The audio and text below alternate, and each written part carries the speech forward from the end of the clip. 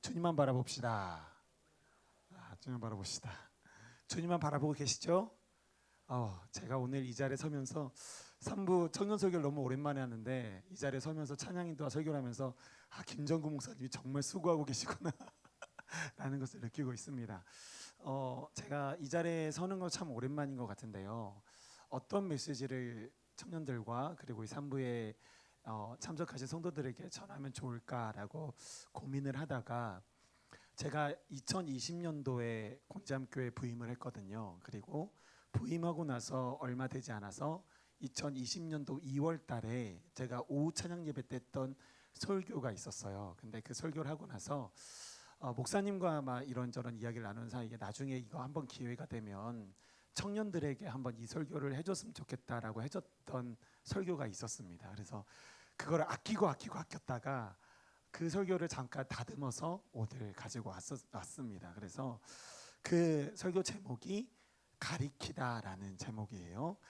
그래서 여러분 그 가리키다라는 제목으로 제가 여러분들의 삶이 무엇을 가리키고 살아야 하는지에 대해서 한번 나누는 귀한 시간 될 수 있었으면 좋겠습니다. 오늘을 살아가고 있는 여러분, 여러분의 삶은요 어디를 가리키고 어디를 향하고 있습니까? 주님을 바라보며 살아가고 계십니까? 아니면 하루하루를 마지못해 살아가고 계시지는 않으십니까? 오늘을 그냥 내가 보이는 대로, 그냥 내가 시선이 가는 대로, 그냥 내 삶의 모습이 그냥 어떻게 비치든 상관없이 그냥 살아가시는 대로 살아가고 계시지는 않으십니까? 영상 하나를 보실 텐데요. 이 영상은 참 많이 제가 처음에 이 영상을 보고 나서 참 많은 인사이트를 얻었던 영상입니다. 한 1분이 살짝 넘어가는 영상인데요. 제3의 법칙이라는 영상입니다. 잠깐 보도록 하겠습니다. 북적거리는 퇴근길 위의 버스 정류장. 지친 모습으로 집으로 돌아가는 수많은 사람들이 양주역 버스 정류장 앞에 모여 있습니다.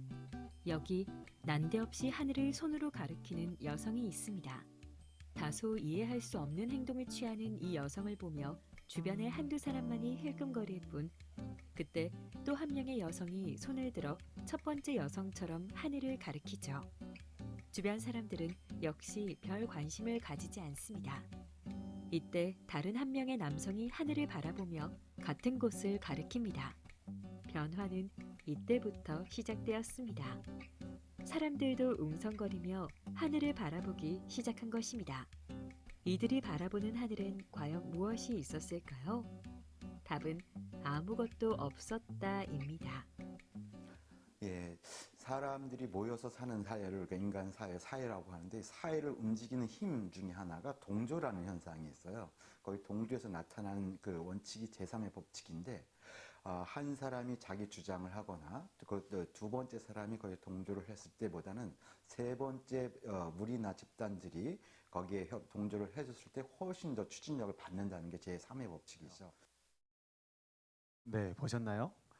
자, 어떤 영상이었어요? 한 사람이 횡단보도에서 한쪽을 가리킵니다. 근데 그냥 지나가는 사람들은 그냥 관심이 없어요. 자, 두 번째 사람이 와가지고 그 옆에서 딱 가리킵니다. 그 두 번째 사람이 같이 가리켰음에도 불구하고 반응이 있어요, 없어요? 반응이 없었어요. 자, 세 번째 사람이 와서 딱 가리킵니다. 무슨 일이 일어나죠? 가던 길을 멈춰서고 그 세 사람이 가리키는 쪽을 향해서 뻔히 바라보기 시작하는 겁니다. 그곳에는 무엇이 있었다? 아무것도 없었다. 이것이 사회적인 현상이라는 겁니다. 근데 저는요 이것을 보고 참 많은 것을 느꼈어요. 여러분 집에 가다가 장난치시면 안 돼요. 세 분이서 모이셔서 저기를 가리키고 있으면 그런 장난치라고 말씀드린 것이 아니라 어쩌면 이것이 우리의 삶의 방편 아닐까. 어쩌면 많은 사람들이 가리키고 있는 사회적인 흐름이 바라보고 있고 사회적인 흐름이 가리키고 있고 사회적 흐름이 사회가 말하고 있는 그런 어떤 뭔가 가장 크고 말하고 싶은 어떤 이제 뭐라고 말할 수 있을까요? 가장 이제 최고라고 말할 수 있는 사회적인 큰 흐름 속에 그것이 가리키고 있는 것에 내가 그냥 맡기고 살아가고 있는 것은 아닐까 이런 생각을 가지게 되는 것이죠. 여러분 근데요 사회가 그런 것을 통해서 사회를 이끌어가고 싶어 한다면요 우리 하나님께서도 마찬가지라는 거예요. 하나님께서도요 저와 여러분들을 이끌어가고 싶어 하시는 거거든요. 하나님께서는요 구원의 길을 가리키고 계셨어요. 하나님과 동역하고 또 동역할 수 있는 길을 이미 가리키고 계셨다라는 거예요. 근데 하나님께서 우리가 영상에서 봤던 것처럼 그 길을 먼저 가리키고 계셨지만, 우리가 영상에서 봤던 것처럼 한 사람이 가리키고 있으면 반응을 해야 하네요. 하지 못했어요. 그래서 독생자 예수 그리스도를 보내주셨어요. 독생자 예수 그리스도를 보내주셔서 그가 희생하심으로 십자가 길을 걸어가셨고, 희생하심으로 하나님의 나라를 계시하셨고, 그와 동시에 하나님께서 가르치신 그 길을 똑같이 가리키셨어요. 그럼에도 불구하고 그 길을 바라보지 못하는 너무나도 안타까운 생명들이 많이 있다라는 겁니다. 그렇다면 남아있는 것이 무엇이느냐? 우리가 하나님께서 가르치셨던 그 길을 가리키는 세 번째 사람이 되어야 된다는 겁니다. 여러분, 물론 여기서 우리가 하나님께서는 우리를 통해서 역사하시지만 저희 없이도 역사하실 수 있는 분이 또한 하나님이십니다.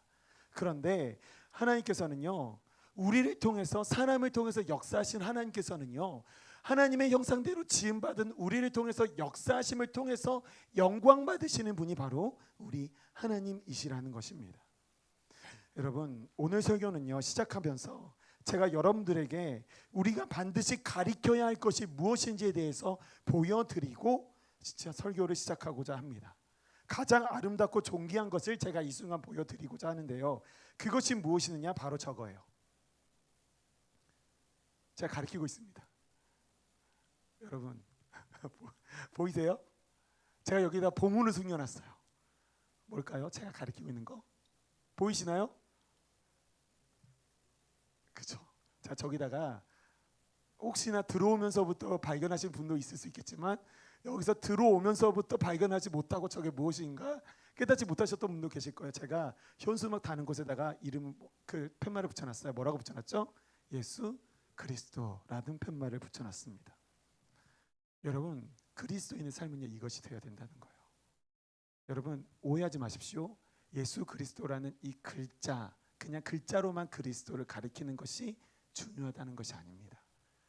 우리 삶이요, 내가 가치 있는 삶이 아니어도, 내가 뭔가 존귀하다고 여겨지는 삶이 아니어도, 세상 사람들이 나를 하찮게 여기고 손가락질하여도 내 삶 자체가요, 예수 그리스도를 가리키기만 하면 되는 거예요.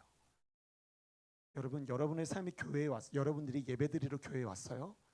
근데 여러분, 행여나 저도 목회자로서 많은 사람들 만나고 많은 청년들을 만나고 많은 성도들을 만났을 때 한번 이런 분들이 있어요. 저는 목사님, 제가 또 전도사였을 때, 전도사님, 저는 자격이 없어서 제가 어떻게 기도해야 될지 모르겠어요. 저는 자격이 없어서 어떻게 회개해야 될지 모르겠어요. 저한테 기도 맡기지 마세요. 어떻게 예배할지도 모르겠어요. 저한테 뭐 맡기려고 하지 마세요. 저는 자격이 없어서 아무것도 할지 몰라요. 저는 자격도 없고 저는 죄인이니까 어떻게 하나님 앞에 나아갈지 모르겠어요. 그러니까 저한테 아무것도 맡기지 마세요 하시는 분들도 많이 계세요. 그래서 찬양팀도 못 쓰시고 봉사의 자리도 나아가지도 못하시는 분도 계시고, 도저히 교회 안에서는 공동체 안에서 아무것도 못하시고 득단에 하시는 분들이 너무나 많이 계시는 거예요. 근데 여러분, 내 스스로가 하찮게 여겨져도요, 내 스스로가 존귀한 존재가 아니다라고 여겨져도요, 꼭 그 장소가 교회이든 교회가 아니든 삶의 어떤 현장이든요, 그 모든 삶의 현장에서 가리켜야 하는 것이, 그 삶의 모든 것들이요, 예수 그리스도를 가리키게 되는 것이면 하나님께서 기뻐 받으시는 삶이라는 것을 기억하시는 여러분 되시길 바랍니다. 그것이 예배이든, 그것이 내가 이 순간 하고 있는 호흡이든, 내가 들숨이든 날숨이든, 내가 바라보는 어떤 시선이든, 내가 냄새를 맡는 행위이든 어떤 것이든, 이 모든 것이 다 예수 그리스도를 가리키는 것이면 하나님께서 영광 받으신다라는 거예요. 이것이 복된 삶이라는 겁니다.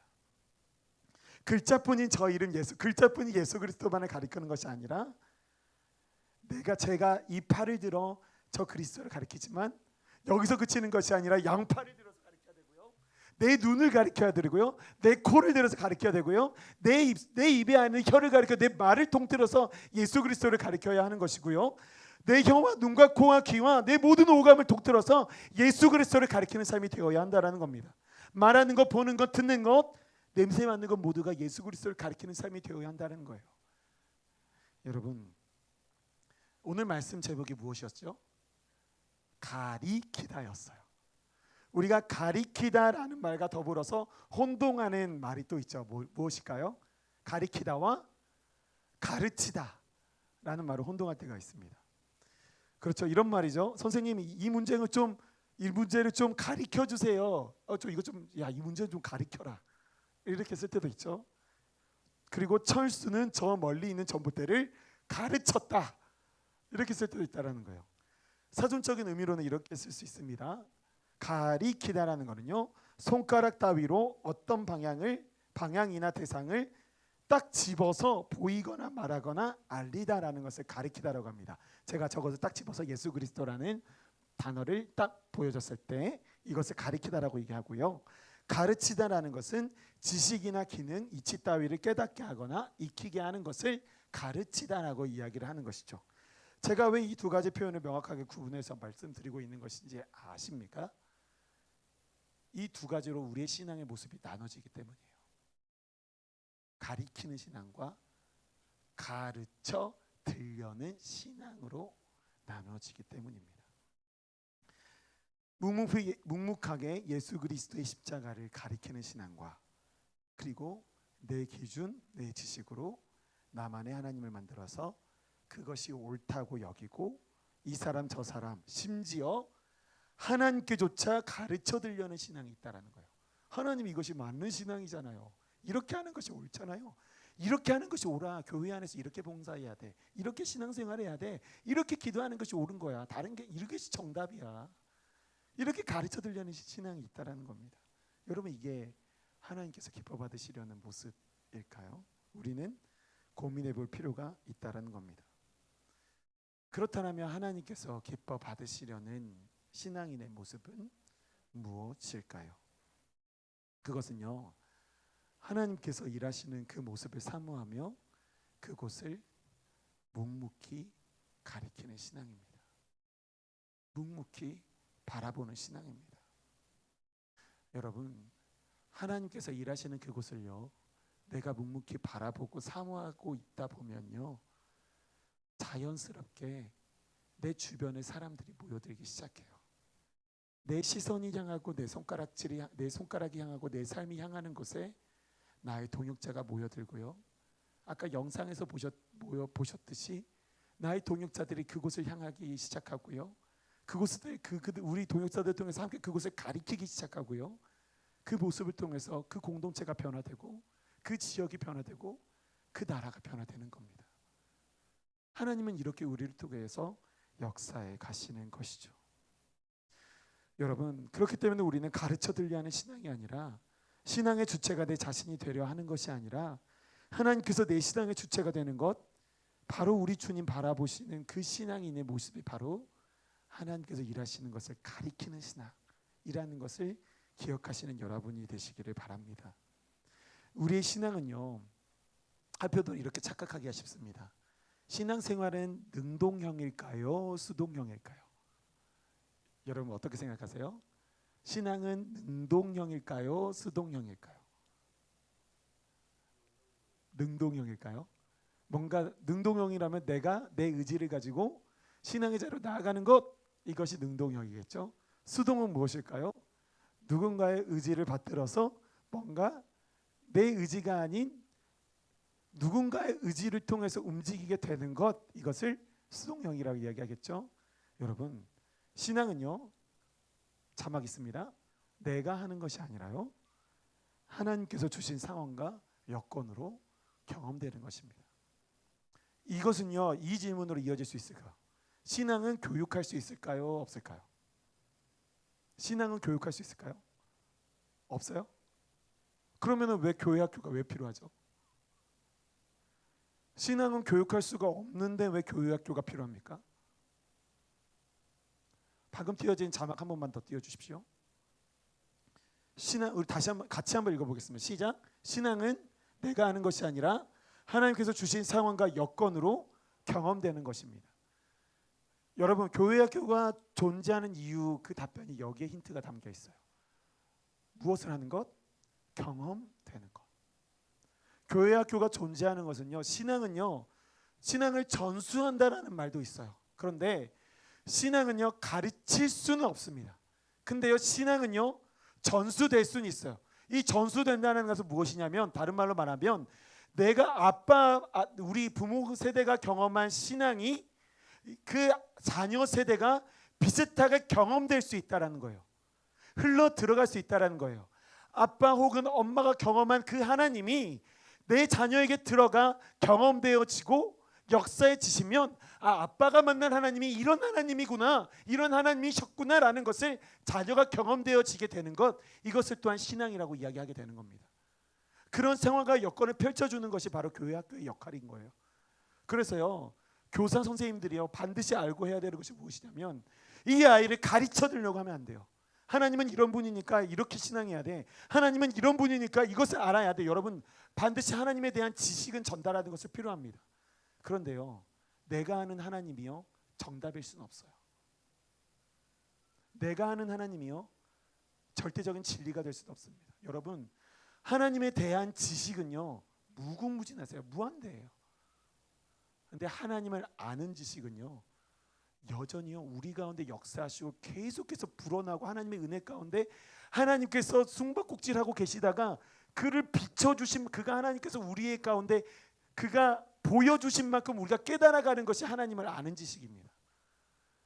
그렇기 때문에 우리는요 하나님에 대해서 하나님의 뜻받들어 보여줄 수 있도록 함께 예배하며 하나님 뜻 가운데 하나님을 경험할 수 있도록 함께 동역하고 나아갈 수 있을지언정 하나님에 대해서 완전히 가르쳐 들 수는 없는 거예요. 그렇기 때문에 우리는 동역자로서 함께 있는 겁니다. 그 동역자로 역할이 바로 교회 학교에 있는 것이고 바로 이 예배 공동체에 있는 것이고 그렇기 때문에 교회가 있는 것입니다. 사랑하는 여러분, 그렇기 때문에 우리의 신앙이 형성된다는 것은 무엇을 의미하냐면 신앙생활은 곧 신앙을 담아둘 수 있는 그릇을 만들어 두는 거예요. 교회 학교가 있는 것도 청년부가 있는 것도 곤지암 교회가 있는 것도 나의 신앙 내가 하나님을 향한 하나님에 대한 경험을 했을 때 그 경험을 담아두는 것을 위하여 우리는 예배를 하는 것이고 우리는 찬양을 하는 것이며 성경을 읽는 것이고 그 말씀을 듣는 것입니다. 그를 위하여 우리는 항상 하나님을 향하여 우리는 노출을 시켜야 하는 겁니다. 여러분 그런 의미에서 우리는 굉장히 신앙생활은 수동적이에요. 하나님께서 일하셔야만 하나님을 경험할 수 있기 때문입니다. 그 대표적인 말씀이 있습니다. 출애굽기 14장 13절 말씀 함께 보도록 하겠습니다. 제가 읽어드립니다. 모세가 백성에게 이르되 너희는 두려워하지 말고 가만히 서서 여호와께서 오늘 너희를 위하여 행하시는 구원을 보라. 너희가 오늘 본 애굽 사람을 영원히 다시 보지 아니하리라. 아멘. 홍해 앞에 섰을 때 이제 두려워하는 백성들을 향하여 모세가 기도했을 때죠. 그 말씀입니다. 홍해 앞에 섰을 때 애굽의 말 병거들이 쫓아오는 그들을 향하여 이스라엘 백성들은 또 한번 불만분평합니다. 왜 우리를 데려와서 다시 한번 사지로 몰아내었느냐. 우리가 애굽 땅에 있었으면 죽지 아니하였을 것이라 라고 이야기를 했을 때 하나님께서 모세가 하나님께 기도를 하고 하나님께서 그렇게 하라 했을 때 모세가 이스라엘 백성들을 향하여 이렇게 이야기를 했던 것이죠. 말씀 한번 다시 한번 계속 띄워주십시오. 너희는 보아라. 가만히 서서 보아라. 너희를 위하여 행하실 구원을 보아라. 너희가 두려워했던 애굽 사람을 영원히 보지 아니하리라. 하나님의 일하시는 방편은 이렇다라는 거예요. 너희가 가만히 있을지라도 너희를 위하여 하나님은 일하실 것이다. 그리고 그것을 경험한 이스라엘 백성은 어떻게 됩니까? 하나님의 자녀로 거듭나게 되는 것이죠. 여러분 이스라엘 백성들은 계속해서 하나님을 반역하고 하나님을 떠나갑니다. 하나님께 계속 반역하고 계속 하나님께서 슬퍼할 만한 하나님의 백성답지 않은 모습으로 하나님을 반역하고 떠나갑니다. 그럼에도 불구하고 계속해서 하나님은 그들을 다독이시고 모세의 기도를 통하여 그들을 용서하시며 그들을 하나님의 백성답게 빚어가십니다. 결국은 어떻게 하세요?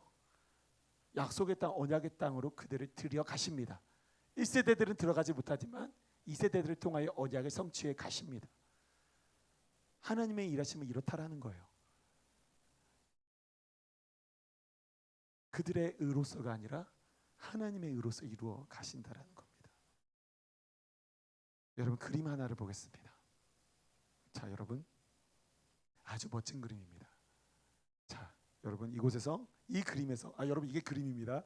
그림에서 가장 특징 있는 그림 한 부분을 한번 여러분 마음 가운데 딱 집어 보십시오.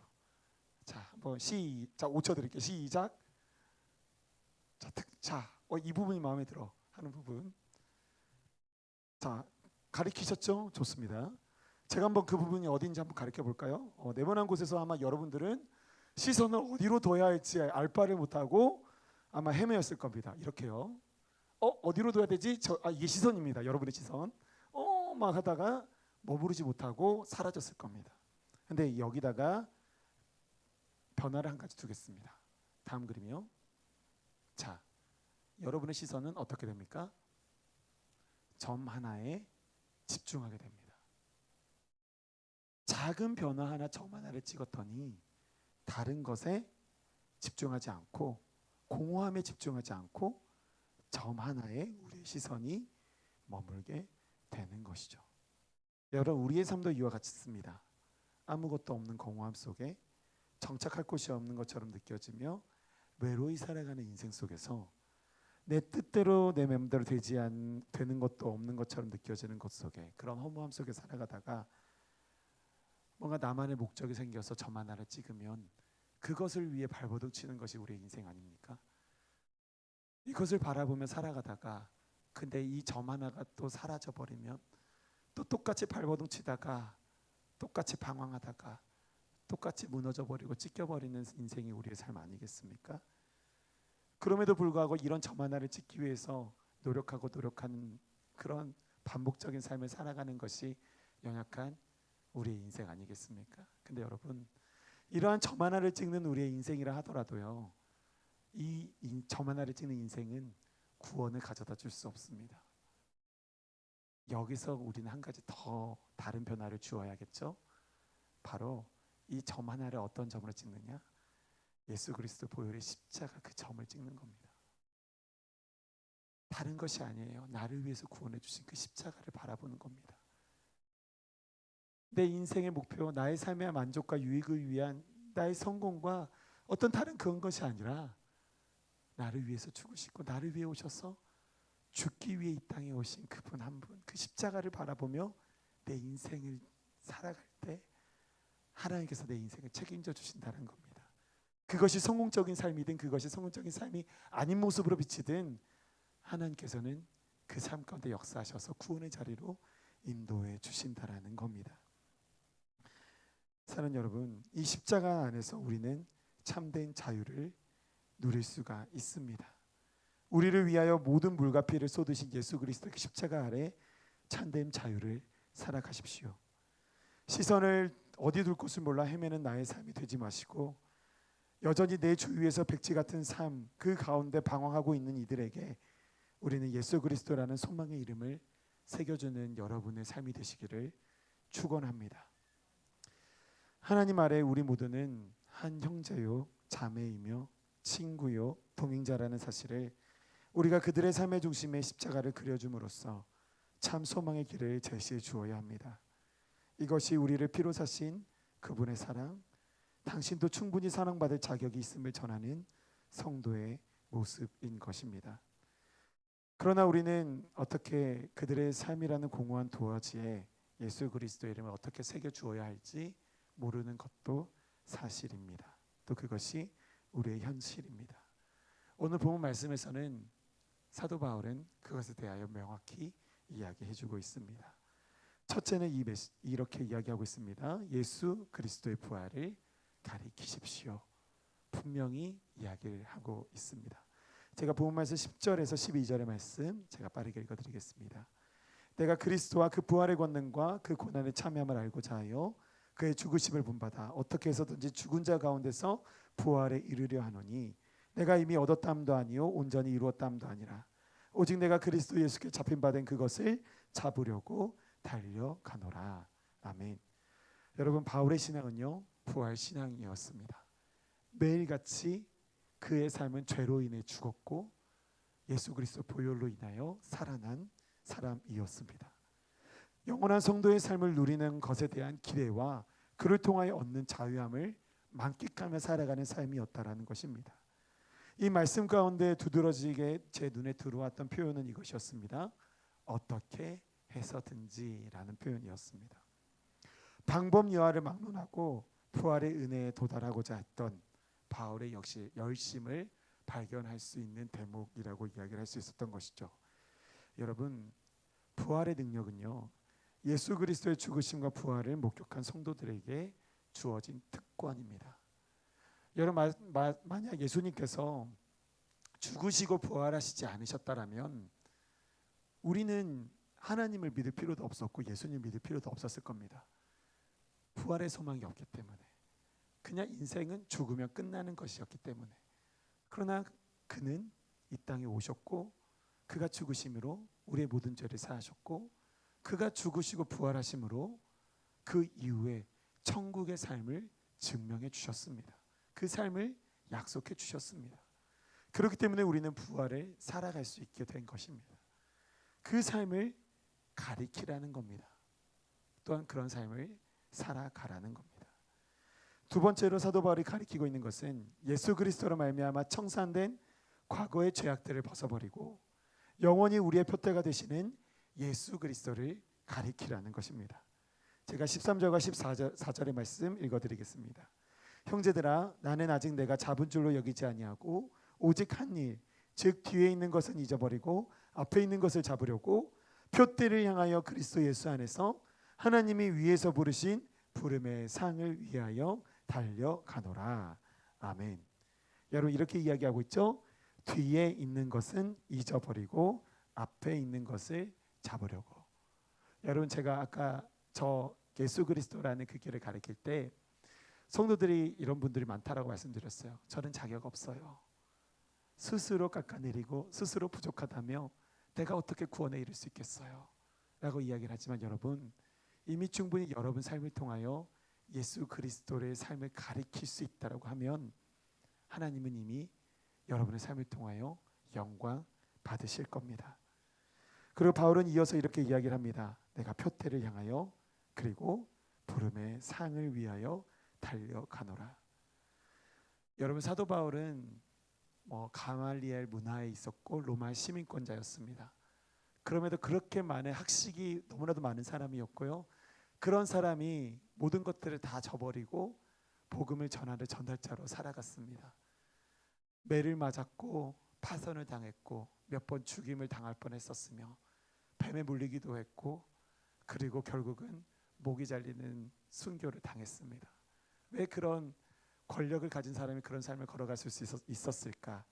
그가 그 죽음 뒤에 사모했던 부름의 상이 있음을 알았기 때문입니다. 사랑하는 여러분, 그가 가리켰던 삶은 결국은 예수 그리스도의 그 영광의 자리에 참여하는 것이었습니다. 그것이야말로 성도된 우리가 누릴 수 있는 자유함의 정점이었던 것입니다. 그런 삶을 누리시는 저와 여러분 되시기를 축원합니다. 사도 바울이 가리키는 세 번째는 이것입니다. 하나님께서 장차 우리 모두에게 나타내실 소망을 가리키십시오. 15절과 16절 말씀입니다. 그러므로 누구든지 우리 온전히 이룬 자들은 이렇게 생각할지니 만일 어떤 일에 너희가 달리 생각하면 하나님이 이것도 너희에게 나타내시리라. 오직 우리가 어디까지 이르렀는지 그대로 행할 것이라. 아멘. 15절 하반절에서는 이렇게 이야기합니다. 하나님이 이것도 너희에게 나타내시리라. 아멘. 여러분, 이것이 우리 모두의 소망이 되어야 합니다. 우리의 삶이 어떤 모습으로 쓰여져 가든 어떤 모습으로 기록되어져 가든 반드시 기억하십시오. 하나님은 저와 여러분들을 통하여 일하실 것입니다. 이것이 우리가 살아가는 날 동안 저와 여러분들의 소망이 될 것이며 이것이 저와 여러분들이 살아가는 동안 저와 여러분들에게 허락하신 약속의 말씀이 될 것입니다. 여러분, 세상의 교회가 나누어지고 분단되어지는 것은 다른 것이 아닙니다. 세상에 있는 모든 교회가 나누어지고 세상의 모든 교회가 손가락질 받고 있는 것은 그것은 내가 또 우리 모두가 예수 그리스도를 가리키고 있는 것이 아니라 나만의 것을 우리의 유익이 되는 것을 가리키고 있기 때문입니다. 더 이상 내 욕심이 되는 것을 가리키지 마시고 우리가 가리켜야 되는 그 단 한 가지, 그것은 바로 예수 그리스도라는 것을 기억하십시오. 그것이 우리의 삶의 목표이자 우리 인생의 종착점이 되어야 할 것입니다. 함께 기도하겠습니다. 사랑해 주님 감사합니다.